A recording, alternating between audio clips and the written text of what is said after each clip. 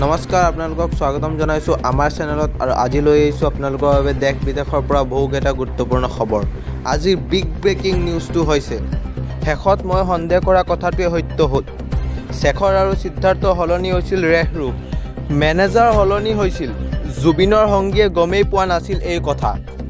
১.৫ বছৰ পূৰ্বে সিদ্ধাৰ্থক কি প্ৰশ্ন কৰিছিল পাৰ্থপ্ৰতিম গোস্বামীয়ে। শেখৰে কাৰোবাৰ স্ক্ৰিপ্ট মতে কৰি আছে কাম। সিদ্ধাৰ্থৰ লগতে এটা কোঠাতে থকা শেখৰে জানিছিল সকলো কথা। এতিয়াও বহুতো ভিডিঅ' লুকুৱাই ৰাখিছে তেওঁলোকে। জুবিন গাৰ্গৰ সকলো দুৰ্বলতা জানিছিল সিদ্ধাৰ্থ আৰু শেখৰে, যাৰ বাবে জুবিন গাৰ্গৰ পৰা লাভ উঠাইছিল এইসকল ব্যক্তিয়ে। জুবিন গাৰ্গক ভাল উপদেশ দিয়া ব্যক্তিক শেখৰে ওচৰলৈ আহিব দিয়া নাছিল।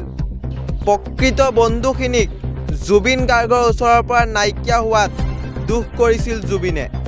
বিগত ৩ বছৰে জুবিন গাৰ্গে যিমান উপাৰ্জন কৰিছে সকলোখিনি লাভ কৰিছিল সিদ্ধাৰ্থই।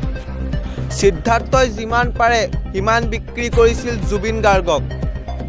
ফিটা কাটোতে কিমান টকা পায় জুবিন গাৰ্গে জনা নাছিল সেই কথা। জুবিন গাৰ্গৰ অন্যতম সহশিল্পী পাৰ্থপ্ৰতিম গোস্বামীৰ বিস্ফোৰণ কথা। মই সন্দেহ কৰা কথাটোৱে শেষত হ'ল সত্য। এই বুলি মন্তব্য কৰিছে পাৰ্থপ্ৰতিম গোস্বামীয়ে। শেখৰ আৰু সিদ্ধাৰ্থ হলনি হৈছিল ৰেহ ৰূপ।